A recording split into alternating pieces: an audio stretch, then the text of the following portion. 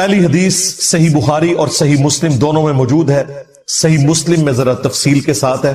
اللہ کے محبوب صلی اللہ علیہ وآلہ وسلم نے فرمایا کہ تم میں سے جو شخص اذان کی آواز سنے تو جو مؤذن کہتا ہے وہ انہی کلمات کو ریپیٹ کرے اور پھر اس کے بعد مجھ پر ایک دفعہ درود شریف پڑھے.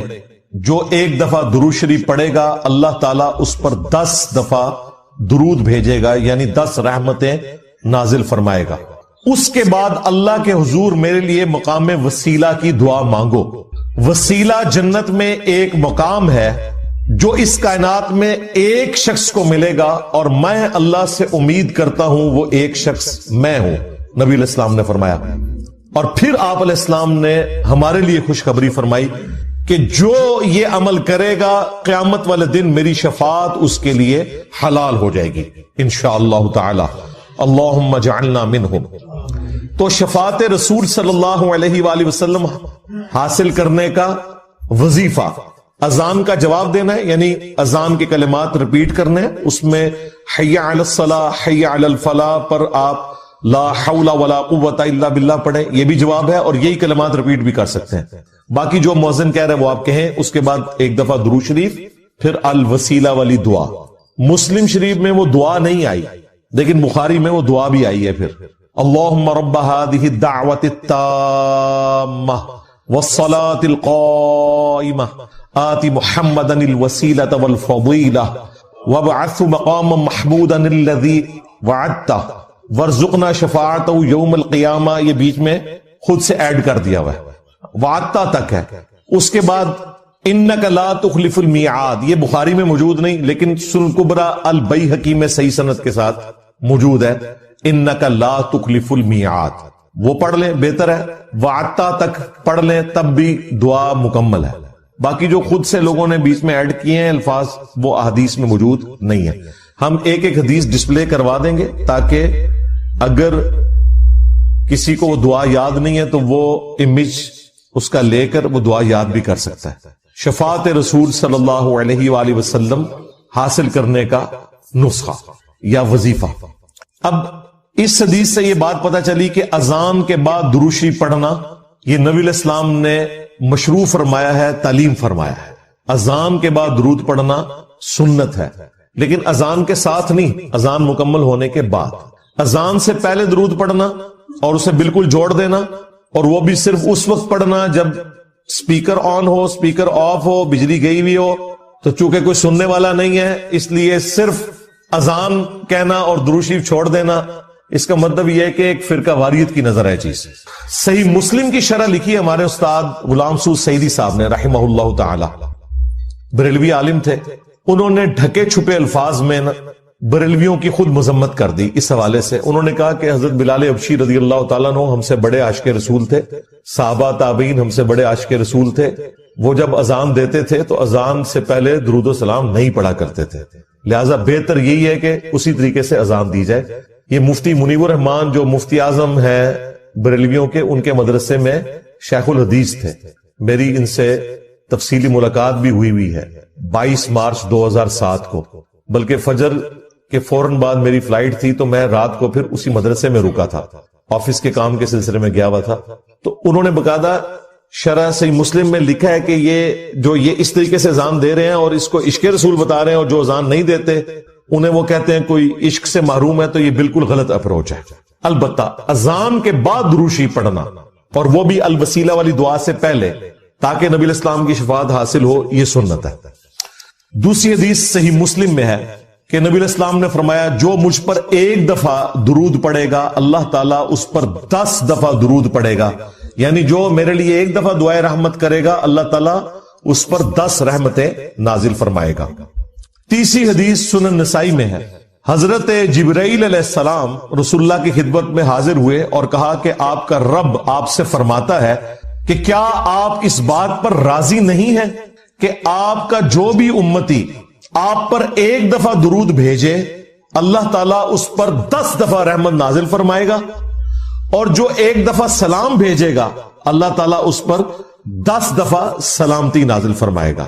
یہ وہ حدیث ہے جس میں درود اور سلام دونوں کا ذکر ہے. ورنہ اس سے اوپر جو 2 حدیثیں ڈسکس ہوئی ان میں صرف درود کا ذکر تھا.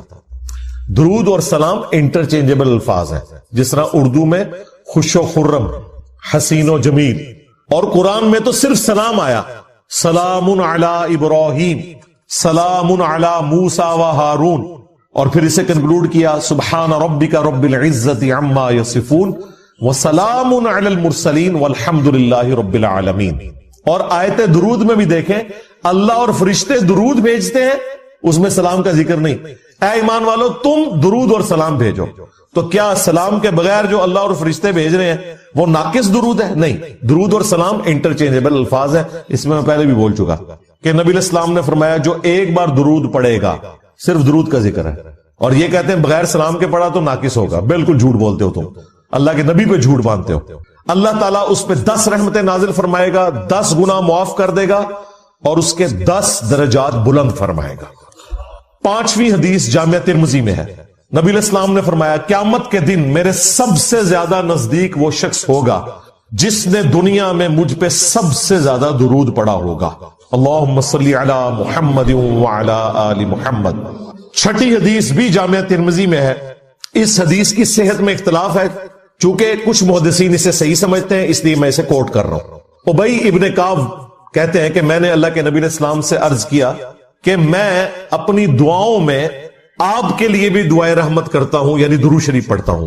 تو مجھے بتائیں میں اپنی دعاؤں کا کتنا حصہ آپ کے لیے دعا کیا کروں درود کی شکل میں، اور کتنا اللہ سے میں اپنے لیے دعا مانگوں؟ کیا میں اپنی دعاؤں کا 1/4 حصہ درود کے لیے مقرر کر لوں؟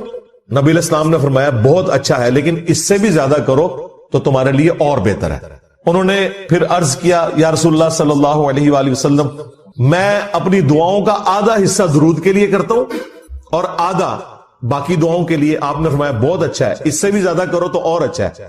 درود شریف کا جو سب سے پسندیدہ صیغہ ہے نا، وہ وہی ہے جو ہمارے درود ابراہیمی کا پہلا جز ہے، اللہم صلی علی محمد وعلی آل محمد. سنن نسائی میں حدیث ہے، انٹرنیشنل نمبر کے مطابق 1293 اور ایک نمبرنگ کے مطابق ہے 1292. یہ مجھے زبانی یاد ہے نمبر، 12 نبی علیہ السلام کی نسبت سے اور 92 محمد کی وجہ سے 1292 سنن نسائی. زید ابن خارجہ سے نبی علیہ السلام نے فرمایا مجھ پہ درود پڑھنا لازم کر لو اور اپنی دعاؤں میں پڑھا کرو اللہم صلی علی محمد وعلی آل محمد. یہ سنی شیعہ دونوں کے ہاں پڑھا جاتا ہے. اس کے علاوہ بخاری اور مسلم میں درود ابراہیمی ہے جو ہم نماز میں پڑھتے ہیں، یہ بھی ثابت ہے. باقی جتنے بھی درود ہیں اسی سے ملتے جلتے ہیں. صلی اللہ علیہ وآلہ وسلم یہ بھی نبی علیہ السلام سے ثابت ہے. صحیح مسلم میں حضرت عیسیٰ علیہ السلام کے لیے آپ نے کہا وَنُزُولِ عِیسَى ابْنَ مَرْیَمَ صلی اللہ علیہ وسلم وآلہ وسلم کے ساتھ پڑھنا بہتر ہے، کیونکہ نبی علیہ السلام نے اسی کی ترغیب دلائی ہے. درود ابراہیمی میں بھی دیکھیں، باقی درودوں کے اندر. اب رہا مسئلہ کتنی تعداد میں پڑھا جائے، جتنی حسب توفیق ہو. مجموع الزوائد میں ایک صحیح سند کے ساتھ حدیث موجود ہے سنن طبرانی کے ریفرنس سے کہ جو شخص صبح کے وقت 10 دفعہ درود شریف پڑھ لے اور 10 دفعہ شام کے وقت، قیامت والے دن اسے میری شفاعت نصیب. تو یہ بڑا آسان ہے، 10 دفعہ اللہم صلی علی محمد وعلی آل محمد پڑھنے میں کتنا ٹائم لگتا ہے. باقی اللہ تعالیٰ نے ڈیٹم لیول کے اوپر تو آپ پہ ویسے ہی یہ لازمی کر دیا ہے. نماز میں ہم درود شریف پڑھ ہی رہے ہوتے ہیں، ہر نماز میں پڑھ رہے ہوتے ہیں. درود شریف کے بغیر تمہاری نماز ہی مکمل نہیں ہوتی. اور ہماری نماز تو ہم تو دعائے قنوت کے بعد بھی درود شریف پڑھتے ہیں، صحیح سند سے ثابت ہے. نماز جنازہ میں بھی درود شریف پڑھتے ہیں، ہر جگہ درود شریف ہے. مسجد میں داخل ہوتے وقت درود شریف ہے، وہ حدیثیں موجود ہیں، وہ میں نے اس لیکچر میں ساری حدیثیں بتائی ہیں. ہر خطبے کے آغاز میں درود شریف ہے، جس مجلس میں نبی علیہ السلام کا ذکر ہو وہاں پہ درود شریف ہے.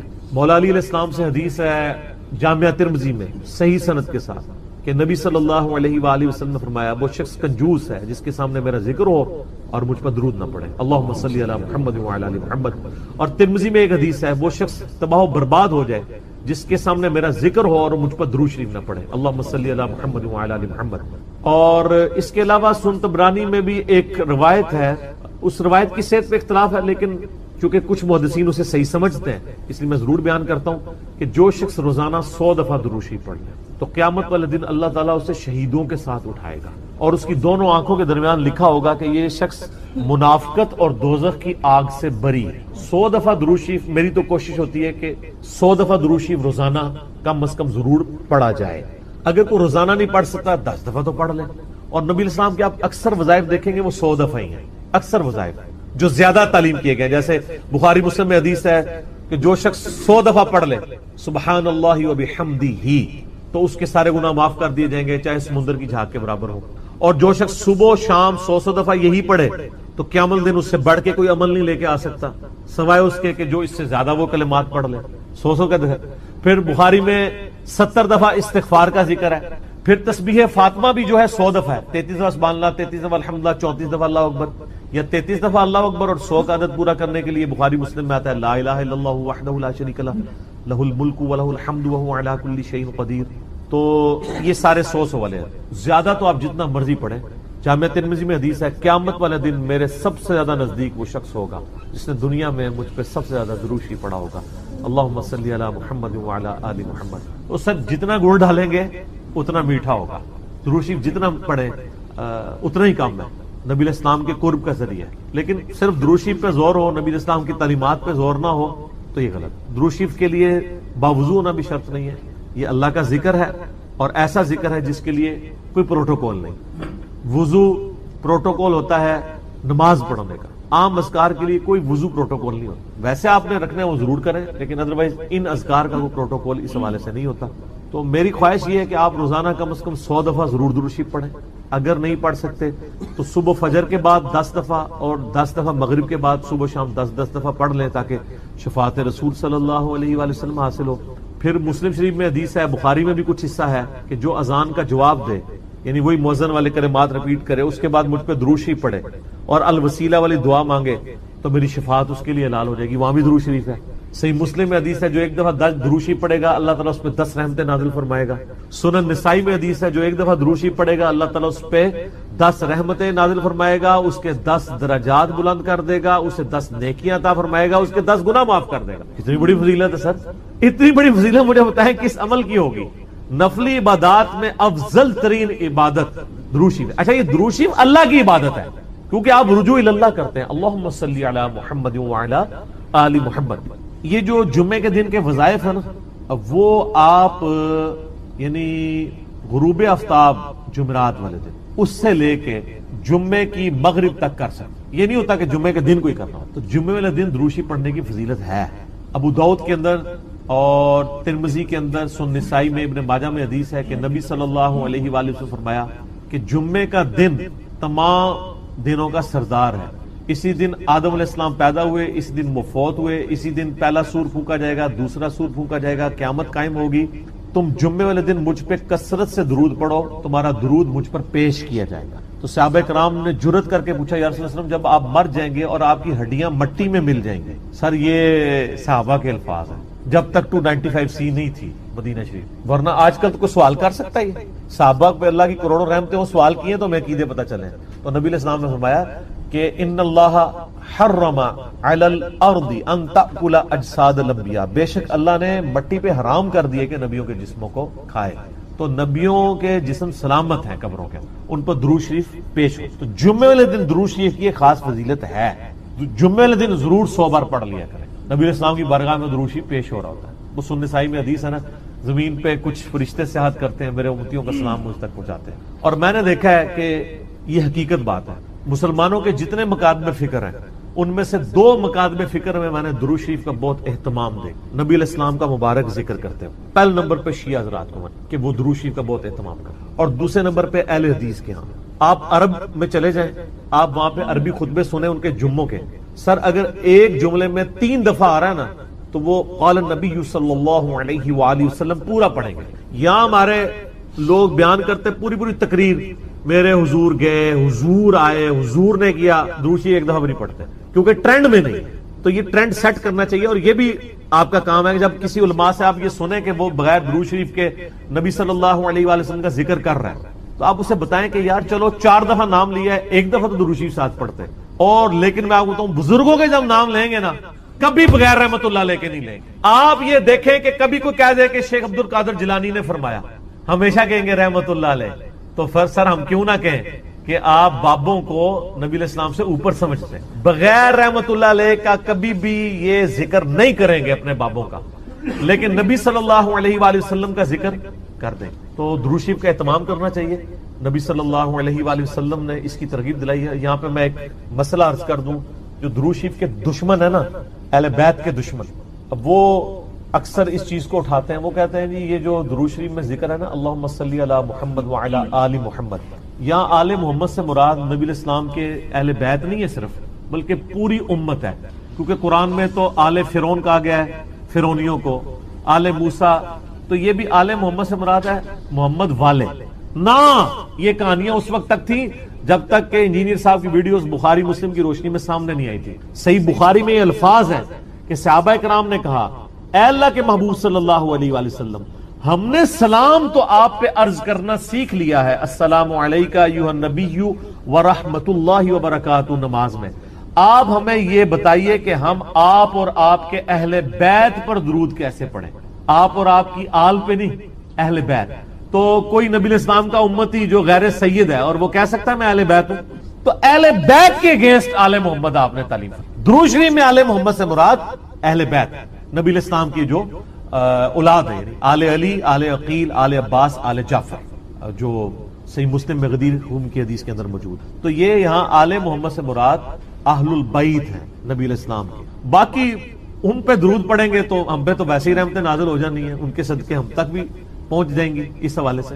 تو یہ میں نے ایک ضمناً مسئلہ عرض کر لیا، لوگ بیچ میں نا یہ ایک پخے چھوڑ رہے ہوتے ہیں، تو میں نے اس پہ میرا یوٹیوب پہ کلپ بھی چڑھا ہوا ہے درود اور اہل بیت کے دشمن، تو اس میں نے بتایا تھا یہ یعنی اپنے بغض کا اظہار اس طریقے سے کر رہے ہوتے ہیں، ان کو تو کوئی چیز اس طریقے سے ہضم نہیں ہو رہی ہوتی نا، تو وہ جان بوجھ کے ایسی باتیں نکالتے ہیں۔ درود شریف پڑھیں، اور مجھے یاد ہے کہ ایک 3-4 سال پہلے مجھے ایک بریلوی بھائی کا فون آیا، تو مجھے کہنے لگے کہ جی آپ کی ویڈیوز بہت اچھی ہیں، میں آپ کی ویڈیوز کی وجہ سے مسلک چھوڑا، سب کچھ سیکھا، آپ سے ایک ریکویسٹ کرنی ہے کہ آپ جب درود شریف پڑھتے ہیں نا تو آپ صلی اللہ علیہ وآلہ وسلم پڑھا کریں۔ تو آپ میری پرانی ویڈیوز دیکھیں تو اس میں صلی اللہ علیہ وسلم ہوتا تھا، تو میں نے اس کا پھر یہ مشورہ مانا، تو پھر میں نے آہستہ آہستہ اپنے آپ کو اس کا عادی کیا کہ وآلہ وسلم بھی کہا جائے، کیونکہ نبی صلی اللہ علیہ وآلہ وسلم کو یہ چیز پسند ہے کہ آپ صلی اللہ علیہ وآلہ وسلم کے اہل بیت کا ذکر کیا جائے، اس لیے درود ابراہیمی میں بھی اہل بیت کا ذکر کیا گیا۔ اچھا، درود ابراہیمی میں بعض لوگ کہتے ہیں یہ جو آل ابراہیم کا ذکر ہے تو آپ یہودیوں میں درود پڑھ رہے ہوتے ہیں۔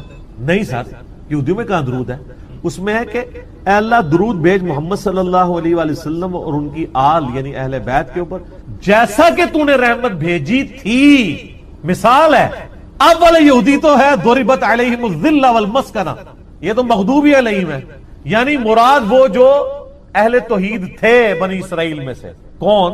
حضرت موسیٰ علیہ السلام، عیسیٰ علیہ السلام، یعقوب علیہ السلام، یوسف علیہ السلام، جن پہ اولاد ابراہیم تو یہ ہے نا، وہ تو اولاد ابراہیم نہیں ہے نا جس نے ابراہیم والے کام ہی چھوڑ دیے۔ وہ تو قرآن میں آیا کہ حضرت نوح علیہ السلام نے کہا یا اللہ یہ میرا بیٹا ہے، اللہ فرمایا اس کے تو اعمال ہی کافر والے، تیرا بیٹا ہی نہیں، بیگوٹن سن تھا۔ تعلیمات پہ عمل نہ کرنے کی وجہ سے اللہ تعالیٰ نے بیگوٹن سن ہونا، صلبی بیٹا ہونے کا بھی انکار کر دیا۔ تو یہاں میں سیدوں سے بھی ریکویسٹ کروں گا کہ مہربانی کریں امت کے اوپر، اگر نوح علیہ السلام کا بیٹا ان کے طریقے پہ نہ چلے تو وہ ان کی آل سے فارغ ہے، اور آپ لوگ جو ہے وہ چرچ کے اڈے چلا رہے ہوں، شراب کے ڈیرے چلا رہے ہوں۔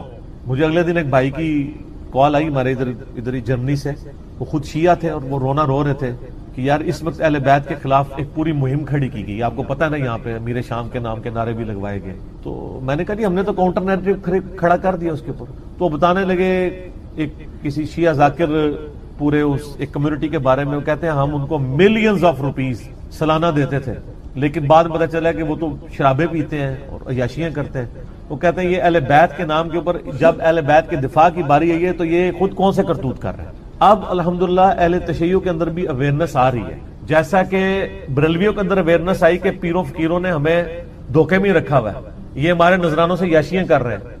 یہی آپ کو یاشیاں شیعہ کے ہاں ذاکرین میں بھی نظر آئیں گے، وہ سارے وہ والے کام کر رہے ہوں گے، اچھے لوگ بھی ہیں لیکن برے لوگ بھی بیچ میں۔ تو ایسے لوگوں کو ممبروں پہ نہ آنے دیں، ان لوگوں کا خرچہ نہ اٹھائیں، اور یہ جو سید کے نام کے اوپر عزتیں ویل کر رہے ہیں نا، اس صورت میں کریں جب واقعی ان کے کام بھی ہوئی ہو۔ اگر کام ان کے نبی علیہ السلام کے دشمنوں والے ہیں تو ہم ان کی رسپیکٹ۔ میرا اپنا میکینیکل انجینئرنگ کی یعنی کلاس فیلو تھا یونیورسٹی میں، قادیانی تھا اور سید، لیکن ہر مسئلے کے لیے میں آپ کو ایک ہی دعا بتا دیتا ہوں۔ اکثر لوگ مجھے ای میل کرتے ہیں جی روزگار کے لیے، کوئی کہتا ہے جی اولاد کے لیے، کوئی کہتا ہے جی پریشانی دور کرنے کے لیے، کوئی کہتا ہے جی جو رزق میں برکت کے لیے، کوئی کہتا ہے بیماری دور کرنے کے لیے کوئی دعا بتا دیں۔ بھائیو ہم آپ کو 50 دعائیں نہیں بتاتے ہیں، ایک دعا بتاتے ہیں، ایک دعا جو اکثر مسلمانوں کو پہلے ہی آتی ہے، اس کو ترجمے کے ساتھ یاد کر لیں اور اس دعا کو آپ ہر جگہ پڑھیں، جس مقصد کے لیے پڑھیں. اور الحمدللہ قرآن حکیم میں سورۃ البقرہ کی آیت نمبر 201 کے اندر اللہ تعالیٰ نے وہ دعا اہل ایمان کو تعلیم فرمائی ہے اور مومنین کی نشانی بتایا ہے اس دعا کو کہ مومنین اس کے ذریعے اللہ تعالیٰ سے دعا مانگتے ہیں. اور آگے اللہ تعالیٰ نے اپنا فتویٰ بھی سنا دیا ہے کہ جو کوئی ان الفاظ کے ساتھ ہم سے دعا مانگتا ہے ہم اس کی اس دعا کو دنیا اور آخرت میں اس کے حق میں قبول کریں گے. الحمدللہ. اور وہ دعا ہے سورۃ البقرہ آیت نمبر 201، ربنا آتنا فی الدنیا حسنہ وفی الآخرۃ حسنہ وقنا عذاب النار. یہ وقف کر کے میں نے پڑھا اور کنٹینیوس پڑھیں گے. ربنا آتنا فی الدنیا حسنۃ وفی الآخرۃ حسنۃ وقنا عذاب النار. اب اس کا ترجمہ بھائیو یاد کرنا کوئی راکٹ سائنس ہے. ربنا آتینا، اے رب ہمارے ہمیں عطا فرما، ہمیں دے دے، فی الدنیا حسنہ، اس دنیا میں بھلائی، وفی الآخرۃ حسنہ، اور آخرت میں بھلائی. اور آخرت کی سب سے بڑی بھلائی کیا؟ وقنا عذاب النار، ہمیں آگ کے عذاب سے بچا لے. آمین. اللہم اجرنا من النار، اللہم اجرنا من النار، اللہم اجرنا من النار. اچھا مولویوں کی تسلی نہیں ہوئی، انہوں نے اس کے ساتھ لگا دیا وقنا عذاب القبری، وقنا عذاب الحشری، وقنا عذاب المیزان، پتہ نہیں کیا کچھ لگا دیا. حالانکہ تعلیم کی کمی ہے. دنیا اور آخرت اس میں کور ہو جاتی ہے. کیوں؟ پھر دنیا حسنہ میں پوری دنیا کور، وفی الآخرۃ حسنہ میں قبر بھی کور، میدان حشر بھی کور، میزان عمل بھی کور. کیوں؟ بخاری اور مسلم کی متفق علیہ حدیث ہے کہ آپ صلی اللہ علیہ وسلم نے فرمایا جو شخص مر گیا اس کی قیامت قائم ہو گئی، مرتے ہی قیامت قائم ہو گئی. اور بخاری اور مسلم کی متفق علیہ حدیث ہے کہ آپ صلی اللہ علیہ وسلم کی وفات کے دنوں میں سیدہ عائشہ کہتی ہیں میرے بھائی نے مسواک اٹھائی بھی تھی، آپ نے مجھ سے مانگی، میں نے انہوں نے چبانے ہی شروع کی تو وہ چبائی نہ گئی، سخت تھی، تو میں نے اپنے منہ میں چبا کر آپ صلی اللہ علیہ وسلم کے منہ میں ڈالی. اللہ تعالیٰ نے میرے تھوک کو اور نبی صلی اللہ علیہ وسلم کے تھوک کو اس دن جمع فرما دیا ایک ہی جگہ پر جو نبی صلی اللہ علیہ وسلم کی دنیا کی زندگی کا آخری دن اور آخرت کی زندگی کا پہلا دن تھا. بخاری اور مسلم میں. تو اما عائشہ حضور کی وفات کے دن کو کیا کہہ رہی ہیں؟ آخرت کی زندگی کا پہلا دن. تو وہ فی الآخرۃ حسنہ میں قبر بھی آ گئی، آخرت بھی آ گئی، میزان عمل بھی آ گیا، سب کچھ آ گیا. تو یہ مولویوں نے خام خواہ بیچ میں چیزیں، کسی نے ودخلنا مال ابرار یا عزیز و یا غفار، پتہ نہیں کیا کچھ بیچ میں لگایا ہوا ہے. بس یہ کامل دعا یہی ہے، ربنا آتنا فی الدنیا حسنہ وفی الآخرۃ حسنۃ وقنا عذاب النار. اس کو بدل نہیں سکتے، یہ بہت خطرناک معاملہ ہے. بخاری اور مسلم کی متفق علیہ حدیث ہے. ایک صحابی کو آپ نے دعا تعلیم فرمائی وضو کے بعد کی، اس میں الفاظ تھے بنبی کا ارسلتا، میں ایمان لایا اس پر جو تیرے نبی کے ساتھ نازل ہوا. اس صحابی نے دعا پڑھتے ہوئے کہہ دیا برسولی کا ارسلتا. اب کوئی فرق ہے؟ میں ایمان لایا اس کتاب پر جو تیرے رسول پر نازل ہوئی. رسول تو سپرلیٹو ڈگری ہے، نبی سے بھی اوپر کی ڈگری. ہر نبی رسول نہیں ہوتا، چاند ایک رسول. آپ صلی اللہ علیہ وسلم فرمایا تو نے میرے الفاظ کیوں چینج کیے؟ وہی کہہ جو میں نے کہا تھا بنبی کا ارسل تھا.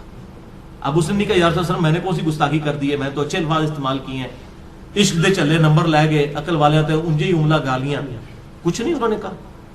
اب جو نبی صلی اللہ علیہ وسلم اپنے الفاظ کو نہیں بدلنے دے رہے اور اچھے الفاظ اس نے استعمال کیے، وہ یہ اجازت دیں گے کہ آپ صلی اللہ علیہ وسلم کی سنت دعاؤں کو آپ اس حوالے سے چینج کریں کہ اس میں چیزیں ایڈ کرنا شروع کر دیں، یہ آپ صلی اللہ علیہ وسلم اجازت دیں گے؟ تو یہ بدعت کے ٹاپک پہ میں نے کم از کم 5 گھنٹے کی گفتگو ریکارڈ کروا دی ہے، مثلا نمبر 75A اور 75B اہل سنت پاک.com پہ. اس میں بھی میں نے یہ ان حدیثوں کو ڈیٹیل کے ساتھ ڈسکس کیا تھا. لہذا نوکری کا مسئلہ ہو، رشتے کا مسئلہ ہو، پیپر دیے ہوئے وہ پاس ہونے کا ایشو ہو، بیماری کا مسئلہ ہو، کوئی مسئلہ ہے اپنے ذہن میں رکھیں اور پھر دنیا حسنہ کو دل میں رکھیں کہ دنیا میں میرے لیے بھلائی، ہر چیز بھلائی. اچھی صحت کیا بھلائی نہیں ہے؟ اچھی نوکری کیا بھلائی نہیں ہے؟ اچھی بیوی کیا بھلائی نہیں ہے؟ ہر چیز ذہن میں رکھتے ہوئے جو آپ کی خواہش ہے یہ دعا کریں ربنا آتنا فی الدنیا حسنہ وفی الآخرۃ حسنۃ وقنا عذاب النار. اور اس میں یقین کریں آپ کو گلٹ بھی نہیں ہوگا، صرف آپ اللہ سے دنیا نہیں مانگ رہے ہوں گے، کیونکہ سورۃ البقرہ میں آتا ہے کہ جو دنیا دار لوگ ہیں نا، جو اللہ سے باغی لوگ ہیں، وہ کہتے ہیں اللہ ہمیں دنیا میں ہی عطا فرما دے. اور اللہ تعالیٰ پھر ساتھ فرماتا ہے سورۃ البقرہ آیت نمبر 201 کہ جو میرے نیک ایمان والے بندے ہیں وہ یہ نہیں کہتے اللہ ہمیں دنیا میں ہی دے دے، وہ کہتے ہیں ربنا آتنا فی الدنیا حسنہ وفی الآخرۃ حسنۃ وقنا عذاب النار. اچھا اب آپ ویسے دعا کر رہے ہو اللہ میں پاس ہو جاؤں یا اچھا رشتہ ہو جائے یا نوکری لگ جائے، اس وقت آپ پیورلی دنیا کی دعا کر رہے ہوں گے، لیکن جب آپ یہ دعا کریں گے تو آپ اللہ تعالیٰ کو بھی ناراض نہیں کریں گے، دونوں چیزیں ایڈ ہو جائیں گی ساتھ، یعنی اللہ تعالیٰ کو بھی آپ سے کوئی گلہ شکوہ اس حوالے سے نہیں رہے گا. آپ کہہ رہے ہوں گے یا اللہ ربنا آتنا فی الدنیا حسنہ وفی الآخرۃ حسنۃ وقنا عذاب النار، تو آپ اہل ایمان میں شامل ہو جائیں گے سورۃ البقرہ آیت نمبر 201 کے تحت. اسی کانٹیکسٹ میں 3 احادیث ہیں بڑی اہم، الحمدللہ. پہلی حدیث صحیح بخاری میں 6399، صحیح مسلم میں 6840، مشکات میں 2487. سیدنا انس ابن مالک رضی اللہ تعالیٰ عنہ جنہوں نے 10 سال تک آپ صلی اللہ علیہ وسلم کو وضو کروایا، آپ کی وفات کے بعد 82 سال تک زندہ رہے اور 93 ہجری کے اندر بصرہ میں فوت ہوئے. آخر میں فوت ہونے والے چند صحابہ میں سے ہیں انس ابن مالک، بہت قریبی صحابی آپ صلی اللہ علیہ وسلم. ان سے کسی تابعی نے آگے پوچھا کہ بتائیے کہ اللہ کے نبی صلی اللہ علیہ وسلم جب اللہ سے مانگا کرتے تھے تو کیا دعا مانگا کرتے تھے؟ تو پتہ انہوں نے کیا جواب دیا؟ انہوں نے کہا کہ اللہ کے نبی صلی اللہ علیہ وسلم جب کبھی بھی اپنے رب سے دعا مانگا کرتے یا کسی بھی چیز کا سوال کیا کرتے تو آپ کی اکثر دعا یہی ہوا کرتی تھی، اللہم ربنا آتنا فی الدنیا حسنہ وفی الآخرۃ حسنۃ وقنا عذاب النار. ہر معاملے میں کوئی سوال بھی کرتے تھے اس دعا کے ساتھ. اور بھائی یہ دعا کا ترجمہ یاد کرنا کو مشکل ہے تو کیا ضرورت ہے اردو میں دعائیں کرنے کی؟ میرے بھائی ایک دعا یاد کر لیں، نبی صلی اللہ علیہ وسلم نے تعلیم فرمائی ہے، اللہم ربنا آتنا فی الدنیا حسنہ وفی الآخرۃ حسنۃ وقنا عذاب النار. اور دوسری حدیث تو انتہائی رکت انگیز حدیث ہے جو میں نے مسئلہ تقدیر والے لیکچر مسئلہ نمبر 104 ABC میں بھی بیان کی تھی. صحیح مسلم میں 6835، مشکات میں 2502. یہی انس ابن مالک کہتے ہیں جنہوں نے یہ دعا روایت کی ہے. یہ کہتے ہیں کہ آپ صلی اللہ علیہ وسلم کے زمانے میں آپ کا ایک صحابی بیمار ہو گیا تو آپ اس کی عیادت کے لیے تشریف لے گئے. وہ اتنا کمزور ہو چکا تھا بیماری کی وجہ سے جیسے کہ پرندے کا کوئی بچہ ہوتا ہے چھوٹا سا، ہڈیوں کا ڈھانچہ بن چکا تھا. آپ نے جب اس کی حالت دیکھی آپ کو پتا چل گیا کہ انہیں کو کم پایا. آپ نے فرمایا وہ بتا تو اللہ سے کیا مانگتا رہتا ہے؟ اس نے کہا یا رسول اللہ میں اللہ سے دعا کرتا ہوں اے اللہ جو تو نے مجھے آخرت میں عذاب دینا ہے دنیا کی زندگی میں ہی دے لے. بولے اعوذ باللہ تعالی. آپ فرمایا سبحان اللہ، اللہ پاک. جب آپ حیران ہوتے تو یہ بات کہا کرتے سبحان اللہ. اوے تو اللہ تعالیٰ کا اس دنیا میں عذاب سہ سکتا ہے جو اللہ سے تو نے یہ دعا کی؟ نہ تو دنیا کی زندگی میں اللہ کا عذاب برداشت کر سکتا ہے نہ آخرت کی زندگی میں. اور تجھے تو چاہیے تھا کہ تو اللہ سے دعا کرتا اللہم ربنا آتنا فی الدنیا حسنہ وفی الآخرۃ حسنۃ وقنا عذاب النار. یہ کیا تو دعائیں کرتا رہے؟ اس میں وہ فنیٹک قسم کے جو صوفیاء ہیں نا ان کا بھی ارادہ، وہ کہتے ہیں سانو دنیا نہیں چاہیے آخرت ہی چاہیے. اور اللہ کے نبی کہہ رہے ہیں دنیا بھی اچھی آخرت بھی اچھی. اچھا انس ابن مالک کہتے ہیں جب آپ صلی اللہ علیہ وسلم نے اسے یہ بات ارشاد فرمائی پھر اس نے یہی دعا مانگ کر اللہ کی طرف متوجہ ہوا، اللہم ربنا آتنا فی الدنیا حسنہ وفی الآخرۃ حسنۃ وقنا عذاب النار. تو اللہ تعالیٰ نے اسے شفا عطا فرما دی. اب اس سے بھی پتہ چلا بیماری کی شفا بھی یہی ہے، اللہم ربنا آتنا فی الدنیا حسنہ وفی الآخرۃ حسنۃ وقنا عذاب النار. آپ میں کہتا ہوں یہ جامع دعا کریں، ساری دعائیں جو ہیں اس کے اندر شامل ہیں. اچھا قرآن میں تو ہے ربنا آتنا فی الدنیا حسنہ اور بخاری مسلم میں ہے اللہم ربنا آتنا فی الدنیا حسنہ. تو اللہم کے ساتھ اے ہمارے اللہ یہ بھی ٹھیک ہے اور صرف ربنا آتنا بھی ٹھیک ہے، بلکہ قرآن حکیم میں سورۃ المائدہ میں حضرت عیسیٰ علیہ السلام کی جو دعا آتی ہے اس میں بھی ہے اللہم ربنا انزل علینا مائدۃ من السماء. تو قرآن میں بھی الفاظ ہیں اللہم ربنا کے. ویسے تو ہمارے لیے بخاری مسلم کے الفاظ ہی کافی تھے، لیکن میں پھر بھی کیڑا نکالنے کے لیے کوئی یہ نہ کہ جی قرآن میں تو صرف ربنا آیا آپ اللہم کیوں لگا رہے ہیں. تو اللہ تعالیٰ نے بھی یہ دعا حضرت عیسیٰ علیہ السلام کی نقل کی ہے اللہم ربنا آتنا فی الدنیا حسنہ. یہ پڑھنا بخاری اور مسلم سے ثابت ہوا. اور اللہم ربنا انزل علینا مائدۃ من السماء سورۃ المائدہ کے آخری رکوع میں حضرت عیسیٰ علیہ السلام کے کانٹیکسٹ میں یہ الحمدللہ اللہم ربنا کے ساتھ یہ آئی ہے. اور تیسری حدیث سنن ابی داؤد میں 1892، مشکات میں 2581، عبداللہ بن صائب کہتے ہیں کہ میں نے خود نبی صلی اللہ علیہ وسلم کو رکن یمانی اور حجر اسود کے درمیان وہ جو مستجاب دیوار ہے یہ دعا مانتے ہوئے سنا ہے اللہم ربنا آتنا فی الدنیا حسنہ وفی الآخرۃ حسنۃ وقنا عذاب النار. اسے مستجاب دیوار کہتے ہیں. مستجاب کہتے ہیں دعا کی قبولیت کی جگہ. 70 انبیاء کا مصلی ہے. آپ وہاں پر کھڑے ہوں تو آپ کا رخ دونوں قبلوں کی طرف ہو جاتا ہے, بیت المقدس کی طرف بھی اور خانہ کعبہ کی طرف بھی. اس دوران آج تک حاجی, عمرہ کرنے والے اور حج کرنے والے یہ دعا مانگتے ہیں ربنا آتنا فی الدنیا حسنہ وفی الآخرۃ حسنۃ وقنا عذاب النار. یہ بس اتنے ہی الفاظ ہیں, باقی جو ایڈ کیے لوگوں نے خود کیے. میں تو دعا کی قبولیت کی جو جگہ ہے خانہ کعبہ شریف, وہاں پر بھی آپ نے یہی دعا مانگی ربنا آتنا فی الدنیا حسنہ وفی الآخرۃ حسنۃ وقنا عذاب النار. اسماء اعظم اور دعا کی قبولیت کے لیے کیا کیا طریقے ہیں, اس حوالے سے میرا مسئلہ نمبر 82 ڈیٹیل کے ساتھ ریکارڈ ہے. اور بھائیو, بخاری اور مسلم اور باقی احادیث کی روشنی میں کئی ایک مقامات ہیں جو دعا کی قبولیت کی جگہ ہیں. مثلا اذان اور اقامت کے درمیان جو وقفہ ہے جماعت کھڑے ہونے تک کا, یہ دعا کی قبولیت کا سبب ہے. ابو داؤد میں حدیث موجود ہے. آج میرا ٹاپک نہیں اس لیے میں سکپ کر رہا ہوں. اسی طریقے سے تیز بارش کے وقت دعا قبول ہوتی ہے. میدان جنگ میں, جنگ کے دوران عین, اس وقت دعا کی قبولیت کا وقت ہے. جمعے والے دن خطیب جب جو ہے وہ 2 خطبوں کے درمیان وقفہ کرتا ہے, اس دوران دل میں دعا مانگی جائے, وہ قبولیت کا وقت ہے. اور کئی ایک قبولیت کے وقت ہیں, لیکن ایک وقت ایسا ہے جو ہر وقت آپ کے پاس اویلیبل ہے. اسی کانٹیکسٹ میں آپ کو اگلی 5 حدیثیں میں بیان کرنے لگا ہوں, اور وہ ہے نماز میں دعا مانگنا, جس کے لیے آپ کو جمعے کے دن کے انتظار کی ضرورت نہیں ہے, کسی اور چیز کی ضرورت نہیں. جب بھی آپ نماز پڑھیں, یہ 5 حدیثیں اسی پہ ہماری گفتگو کنکلوڈ ہوگی. پہلی حدیث صحیح بخاری میں 6230, صحیح مسلم میں 897, مشکات میں 909 کہ آپ صلی اللہ علیہ وسلم نے صحابہ اکرام علیہم رضوان کو تشہد تعلیم فرمایا, التحیات للہ والصلوات والطیبات عبدہ ورسولہ تک. اور اس کے بعد آپ صلی اللہ علیہ وسلم نے فرمایا جب یہ تشہد پڑھ چکو, اس کے بعد جو من پسند دعا ہو وہ تم اپنے رب سے مانگ سکتے ہو, جو بھی من پسند. یعنی جو بھی دعا مانگنی ہے آپ کتاب و سنت میں اگر کوئی دعا آئی ہے وہ بھی مانگ سکتے ہیں, اس کے علاوہ بھی کوئی مانگ سکتے ہیں, لیکن مانگیں گے عربی میں. عربی سمبل آف یونٹی ہے مسلمانوں کا. اور ویسے ایک دعا ہی اللہم ربنا آتنا فی الدنیا حسنہ وفی الآخرۃ حسنۃ وقنا عذاب النار, یہی کافی ہے. بل اس حدیث میں عدم ذکر ہے درود ابراہیمی کا, وہ اگلی حدیثوں میں موجود ہے. صحیح مسلم میں 1739, مشکات میں 1257 میں ہے کہ اما عائشہ کہتی ہیں کہ نبی صلی اللہ علیہ وسلم جب تشہد بیٹھتے اللہ کی حمد بیان کرتے, اس کے بعد دعائیں کرتے. اور یہی حدیث سنن نسائی میں 1720 اور 1721 ہے کہ آپ صلی اللہ علیہ وسلم اللہ کی حمد بیان کرتے, اس کے بعد نبی صلی اللہ علیہ وسلم پر درود پڑھتے, اور اس کے بعد اپنے رب سے دعائیں مانگا کرتے.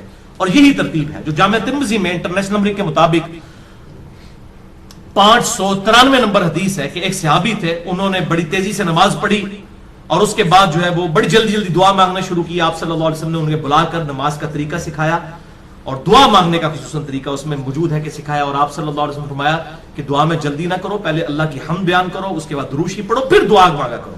اتنے میں ایک اور شخص آیا جس نے اللہ کی حمد بیان کی, درود شریف پڑھا, پھر دعا مانگی. تو آپ نے 2 دفعہ فرمایا سل تعطا, سل تعطا, مانگ تجھے دیا جائے گا, مانگ تجھے دیا جائے گا. یعنی درود شریف اور اللہ کی حمد یہ پروٹوکول ہے دعا کی قبولیت کا. تو اللہ کی حمد اور درود شریف, اور نماز میں یہی ہوتا ہے, آپ پہلے اللہ کی حمد کرتے ہیں التحیات للہ والصلوات والطیبات, پھر نبی صلی اللہ علیہ وسلم پر سلام عرض کرتے ہیں, پھر درود شریف پڑھتے ہیں, اینڈ پہ دعائیں مانگتے ہیں آپ جا کے. وہ جتنی بھی دعائیں سنت سے ثابت ہیں, اللہم انی اعوذ بک من عذاب جہنم ومن عذاب القبر ومن فتنة المحیا والممات ومن شر فتنة المسیح الدجال, جو بخاری مسلم میں آتی ہے. یا اللہم ربنا آتنا فی الدنیا حسنۃ وفی الآخرۃ حسنۃ وقنا عذاب النار. یا رب اجعلنی مقیم الصلاۃ ومن ذریتی ربنا وتقبل دعائی ربنا اغفر لی ولوالدی وللمؤمنین یوم یقوم الحساب.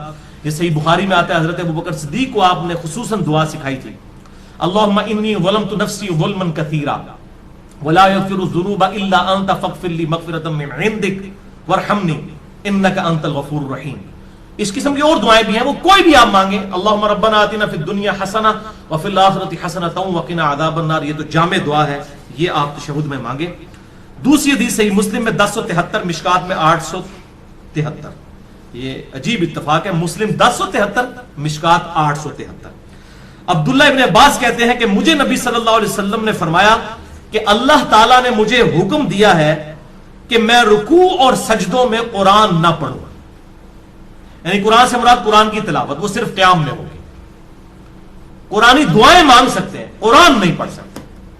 اور رہا رکوع تو اس میں اپنے رب کی عظمت بیان کرو، جو صحیح مسلم میں آتا ہے کہ آپ صلی اللہ علیہ وسلم سبحان ربی العظیم پڑھتے تھے، اور جامع ترمذی میں ہے کہ آپ صلی اللہ علیہ وسلم حکم دیتے تھے کہ رکوع میں سبحان ربی العظیم پڑھو اور سجدے میں سبحان ربی الاعلی. مسلم میں تو اتنے الفاظ ہیں کہ رکوع میں سبحان ربی العظیم اور سبحان ربی الاعلی سجدے میں پڑھتے تھے، اور ترمذی میں ہے کہ آپ حکم دیتے تھے. یہ تسبیحات جو ہیں یہ حکمیہ ہیں، سبحان ربی العظیم رکوع میں اور سبحان ربی الاعلی سجدے میں. اس کے علاوہ جو ہے وہ آپ پڑھ سکتے ہیں، لیکن حکمی یہی ہے. تو آپ صلی اللہ علیہ وسلم نے اسی مسلم میں الفاظ ہیں کہ رکوع میں رب کی عظمت بیان کرو، اور رہے سجدے تو ان میں خوب دعائیں کیا کرو، بس تمہاری دعا قبولیت کے لائق ہوگی. یعنی سجدے میں دعا قبول ہوتی ہے جو کی جائے. لہذا سجدے میں بھی الحمدللہ میرا بھی طریقہ ہے، میں سجدے میں یہ دعا مانگتا ہوں، ربنا آتینا فی الدنیا حسنہ وفی الآخرۃ حسنۃ وقنا عذاب النار. یہ کوئی بھی قرآنی دعا مانگ سکتے ہیں.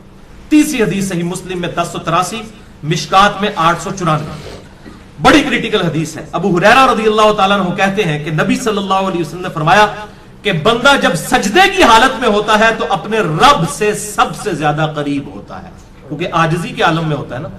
سب سے زیادہ قریب کب ہوتا ہے؟ سجدے کے عالم میں. بس اس وقت خوب دعائیں مانگا کرو. صحیح مسلم 1083، مشکات 894. یعنی سجدے میں خوب دعائیں مانگو، یہ قبولیت کا مقام ہے. پچھلی حدیث میں ہم نے سنا بس تمہاری دعا قبول ہوگی، یہاں پر آیا کہ رب کے قریب ہوتے ہو. اور وہ ہے ٹروتھ ریویلنگ حدیث چوتھی صحیح مسلم میں 244، مشکات میں 895، کہ آپ صلی اللہ علیہ وسلم فرمایا کہ جب آدمی آیت سجدہ سن کر سجدہ کرتا ہے، جیسے ہم سجدہ تلاوت کرتے ہیں، اس پہ میرا الگ سے لیکچر ہے، مسئلہ نمبر 119، سجدہ تلاوت کے صحیح احکام و مسائل. یا جب بھی کوئی سجدہ کرتا ہے تو اس وقت شیطان جو ہے وہ چیخیں مارتا ہوا الگ ہو جاتا ہے اور کہتا ہے ہائے افسوس، مجھے اللہ نے سجدے کا حکم دیا اور میں نے اللہ کا حکم نہ مانا، اور دوزخ میرا مقدر ہوگی والعیاذ باللہ تعالی. اور ابن آدم کو سجدے کا حکم ہوا، اس نے اللہ کا حکم مان لیا، جنت اس کا مقدر ہوگی. میں نے اللہ کا حکم نہیں مانا، دوزخ میرا مقدر ہوگی والعیاذ باللہ تعالی. اللہم اجرنا من النار، اللہم اجرنا من النار، اللہم اجرنا من النار. پانچویں اور آخری حدیث آج کی صحیح بخاری میں 817، صحیح مسلم میں 1085 اور مشکات میں 871. اما عائشہ رضی اللہ تعالیٰ عنہ کا بیان ہے کہ نبی صلی اللہ علیہ وسلم اپنے رکوع اور سجود میں بڑی کثرت کے ساتھ یہ دعا پڑھا کرتے تھے، سبحانک اللہم ربنا وبحمدک اللہم اغفر لی. اور آپ صلی اللہ علیہ وسلم قرآن کے حکم پر عمل کیا کرتے تھے. یہ کیا مطلب ہے اس کا؟ قرآن کے حکم پر عمل کیا کرتے تھے. سورۃ النصر سورت نمبر ہے 110، اس میں یہ آپ صلی اللہ علیہ وسلم کو حکم نازل ہوا. یہ آپ کی وفات کی خبر تھی، اس میں بخاری اور مسلم میں آتا ہے اذا جاء نصر اللہ والفتح ورأيت الناس يدخلون في دين الله افواجا فسبح بحمد ربك واستغفر انه كان توابا. یعنی آپ صلی اللہ علیہ وسلم نے اس دین کو غالب کر دیا ہے، اب آپ یکسو ہو کر اپنے رب سے استغفار کیجئے اور اللہ کی حمد بیان کیجئے. جب یہ صورت نازل ہوئی تو بخاری اور مسلم کے میں نے نمبر بتائے. اما عائشہ کہتی ہیں کہ آپ قرآن پر عمل کرتے ہوئے دعا مانگا کرتے تھے رکوع اور سجدوں میں، سبحانک اللہم ربنا وبحمدک اللہم اغفر لی. میرا رب پاک ہے، سبحانک اللہم، اے اللہ تو پاک ہے، ربنا وبحمدک، اور میں تیری حمد کرتا ہوں، اللہم اغفر لی، اے اللہ میری مغفرت فرما. تو اس کے علاوہ بھی کئی ایک اذکار ہیں. صحیح مسلم میں آتا ہے